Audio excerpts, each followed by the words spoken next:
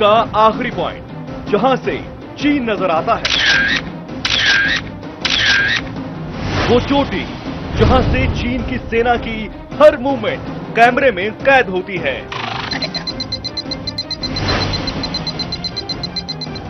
भारत माता की सरहद की वो लकीर जहां हमारे जवान 24 घंटे मुस्तैद रहते हैं।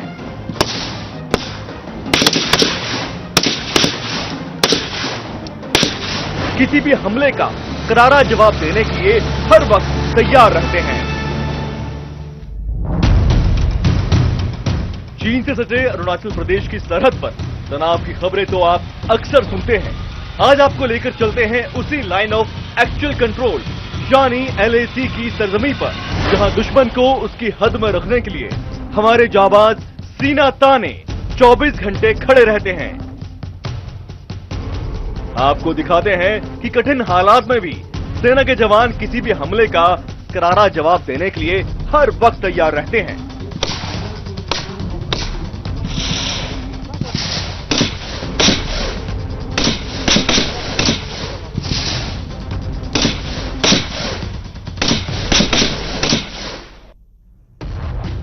LAC पर सेना का मूवमेंट अरुणाचल प्रदेश के ट्रांजिट कैंप तेजू से शुरू होता है। तेजू से आगे ह्यूलिंग का बेस कैंप है।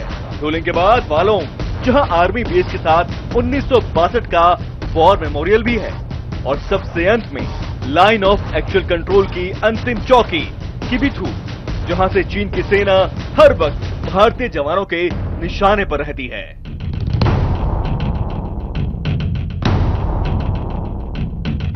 किबिथू वही इलाका है जहां से 1962 में चीन ने हमला बोला था, लेकिन चीन के बॉर्डर से सटे उस आखिरी चौकी पर जाने के लिए तेजू से होकर गुजरना पड़ता है। 1962 में भी तेजू ट्रांजिट कैंप सेना की मूवमेंट का बेस था, और आज भी ये LAC की निगरानी के लिए सबसे अहम केंद्र है। यहां से किबिथू की दूरी 200 किलोमीटर से भी ज्यादा है, जहां रसद, हथियार और जवानों की मदद इसी तेजू कैंप से भेजे जाते हैं।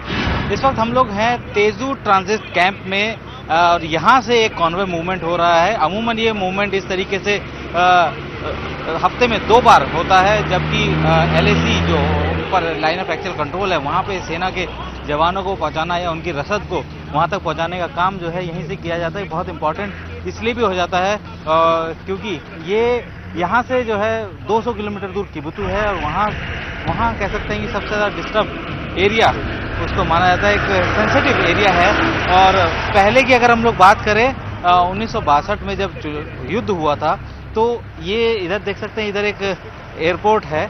उस वक्त एडवांस लैंडिंग ग्राउंड हुआ करता था।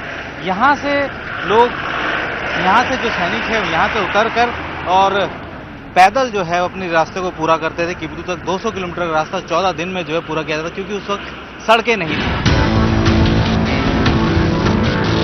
तेजू से किबिथू जाने के लिए जो रास्ते 1962 में गहरी खाई, नदियों और पगडंडियों से ढके रहते थे, आज वो पक्की सड़क और पुल में तब्दील हो चुके हैं।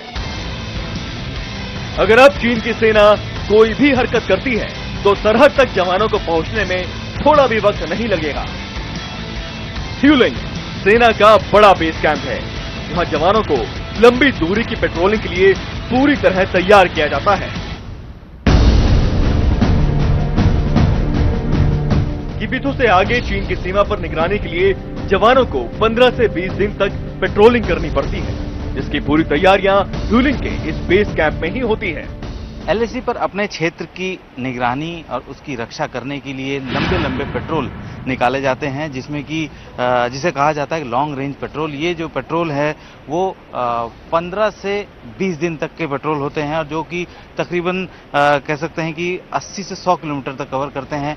पूरे LAC के एरिया में अगर हम लोग बात करें तो मैक्सिमम जो पेट्रोल का दिन है वो तकरीबन 28 दिन लंबा पेट्रोलिंग होता है, और उसमें अमूमन इसी तरीके का टेरेन होता है, इसी तरीके के जंगल होते हैं, और उसमें काफ़ी सारी दिक्कतें इस बात की आती है, क्योंकि वहाँ पे पेट्रोलिंग के टाइम पे, क्योंकि वेदर वहाँ पे इस तरीके का है कि अगर पहले कोई पाथ बना हुआ होता है तो वो भी कहीं ना कहीं ख़राब हो सकता है। इसी वजह से जो है पेट्रोलिंग के समय पे अलग अलग बाधाएं, जिसको ऑब्स्टिकल्स कहते हैं, उनको कैसे पार पाया जाता है, ये सबसे बड़ी चुनौती होती है। और कह सकते हैं कि इन चुनौतियों को पार पाने में जो है भारतीय सेना महारत है, हासिल है उनको।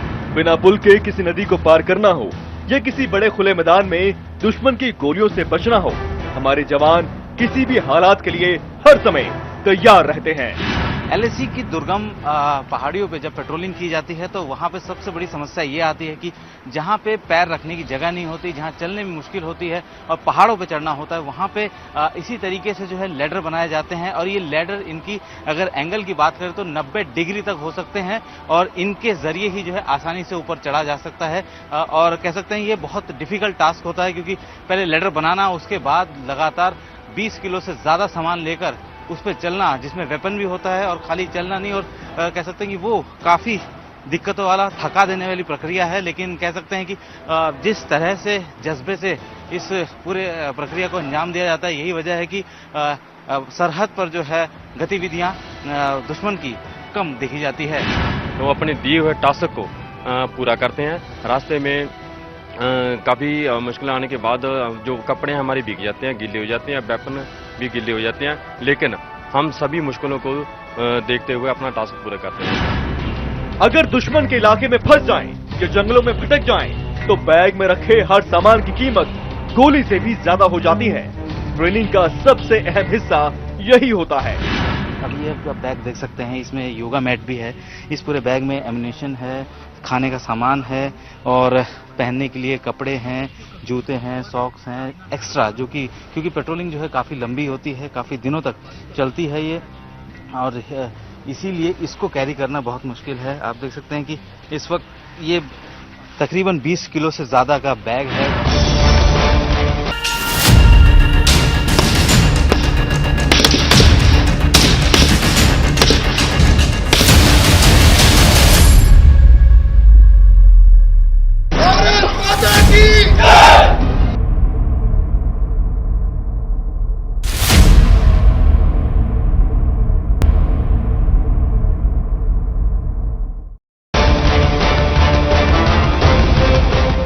सीमा पर कभी भी दुश्मन सामने आ सकता है, लिहाजा पेट्रोलिंग टीम को हमले का कड़ा जवाब देने के लिए भी ट्रेन किया जाता है। पहली बात तो ये है कि अभी तक कभी फेस अप नहीं हुआ। अगर अचानक ऐसी नौबत आती है कि उनके साथ फेस अप होने का चांस हो जाता है, तो लेकिन उससे पहले भी कुछ ऐसी हदें हैं, कुछ ऐसे ऑर्डर्स हैं जो उनको भी पता है और हमारी पेट्रोल को भी पता है, जो कि शांति बनाए रखने के लिए है। पर लेकिन अगर वो आगे से कोई ऐसा हरकत करते हैं तो क्या है, इसके लिए भी इंडियन आर्मी तैयार है। ह्यूलिंग से आगे है वालोंग, जिसका 1962 की जंग से गहरा नाता है।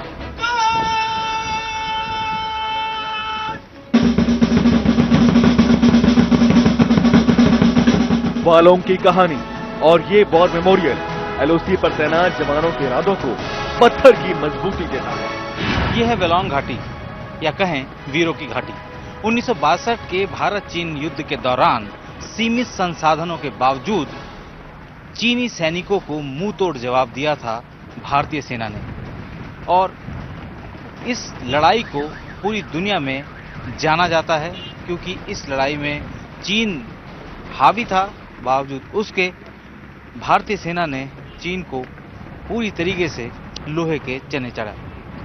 इस वक्त हम लोग उस वॉर मेमोरियल में हैं जहां पे उन शहीदों की याद में ये मेमोरियल बनाया गया है, और ऊपर एलएसी पे जो भी पलटन या जो भी सैनिक तैनात होता है वो सबसे पहले यहाँ आता है, यहाँ आके अपनी श्रद्धांजलि देता है। लड़ने का जज्बा सीख कर वो यहाँ से सीधा एलएसी पे अपनी ड्यूटी के लिए जाता है।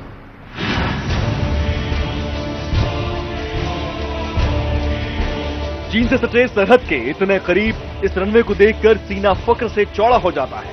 अगर दुश्मन की निगाह थोड़ी भी टेढ़ी होती है तो किसी भी पल हमारे लड़ाकू जहाज दुश्मन को उनकी हद बता सकते हैं। इस वक्त हम लोग मौजूद हैं वेलोंग के उस एडवांस लैंडिंग ग्राउंड में जिसको जो है तैयार किया गया है। किसी भी ऐसी अगर कोई समस्या आती है, अगर ऐसी कोई लड़ाई की नौबत आती है, या फिर कह सकते हैं कि अगर दबाव बनाने की अगर बात भी करें, तब भी इस तरीके के एडवांस लैंडिंग ग्राउंड बहुत जरूरी है। और इसी के चलते जो है एलएसी की तरफ जितने भी पुराने एडवांस लैंडिंग ग्राउंड थे उनको दोबारा से रिवाइव करना शुरू किया गया है। यही खासियत वालों को लाइन ऑफ एक्चुअल कंट्रोल का सबसे अहम कैंप बनाता है, जहां से जमीन के साथ साथ आसमानी सीमा की भी रखवाली की जाती है।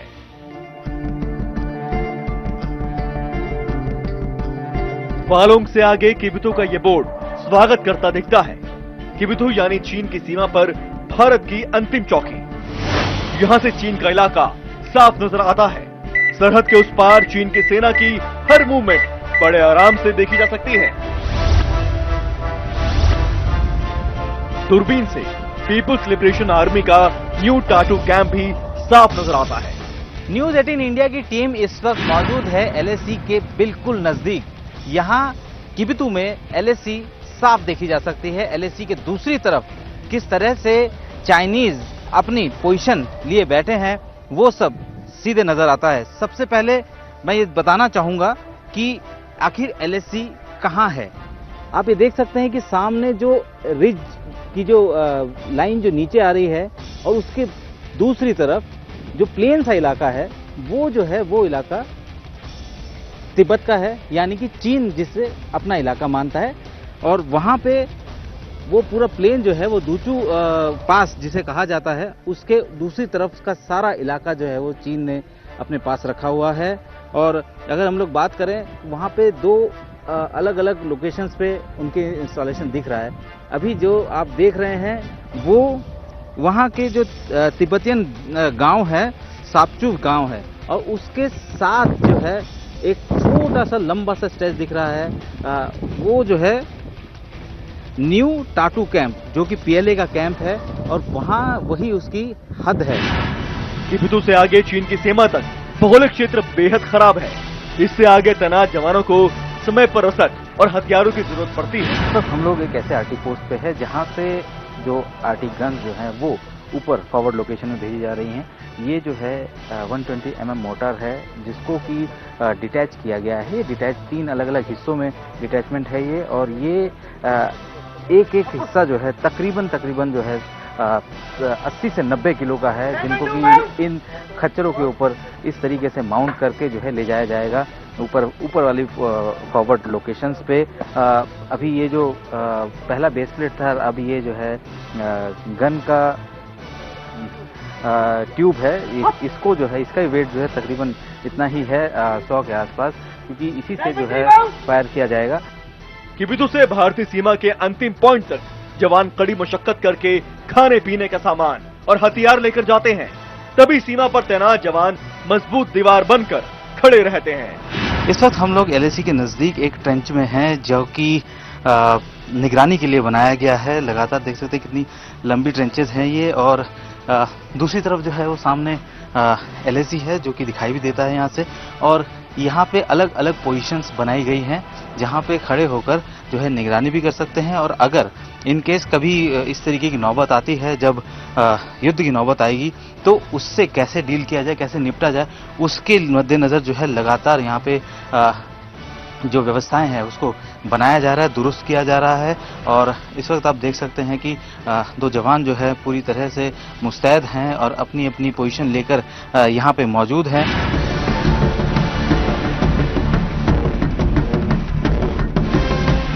एलएसी की किबिथु चौकी पर जवानों को एक खास तरह की ट्रेनिंग दी जाती है।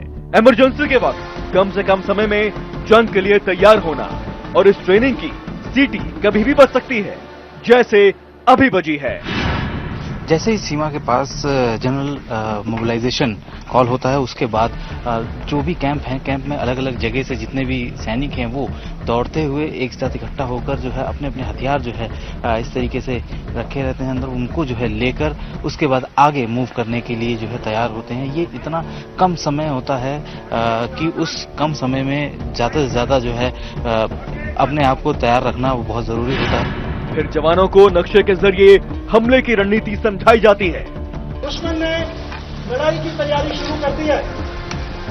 फॉरवर्ड इलाके में दुश्मन के ट्रूप्स का मुकाबला देखा गया है। इस वक्त हम लोग एलएसी के बेहद करीब एक फील्ड रेजिमेंट में हैं, और वहाँ पे देख सकते हैं कि जो जनरल मोबिलाइजेशन हुआ है ऑर्डर, उसके बाद जो है अब किस तरीके से फील्ड गन्स को जो है वो माउंट किया जा रहा है, और इनको कम समय में जल्द से जल्द जो है उन इलाकों तक पहुंचाया जाएगा जहां पे कि ऑर्डर किया गया है कि दुश्मन जो है अपनी मोबिलाइजेशन कर रहा है और उनको जो माउंटेन डिवीजन को फुल पावर देने के लिए ये यहाँ से एक जनरल ड्रिल है जो कि बहुत अहम है और इसको बराबर दोहराना बहुत ज़रूरी है। ये फील्ड गन्स हैं, 105 फील्ड गन, और ये बहुत इंपॉर्टेंट है। आप देख सकते हैं कि इसको लगातार जो है टो करते हुए लेके जा रहे हैं और ये इतनी सटीक तरीके से इनको टो किया जाता है क्योंकि गलती की कोई गुंजाइश नहीं है। फिलहाल ये सब ड्रिल के तौर पर किया जा रहा है, लेकिन हमले के वक्त मूवमेंट बिल्कुल ऐसा ही होता है।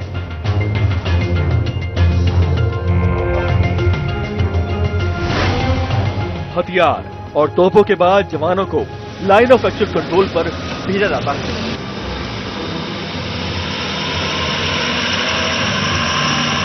सुरक्षा के लिहाज से ऐसे मूवमेंट रात के वक्त ही किए जाते हैं।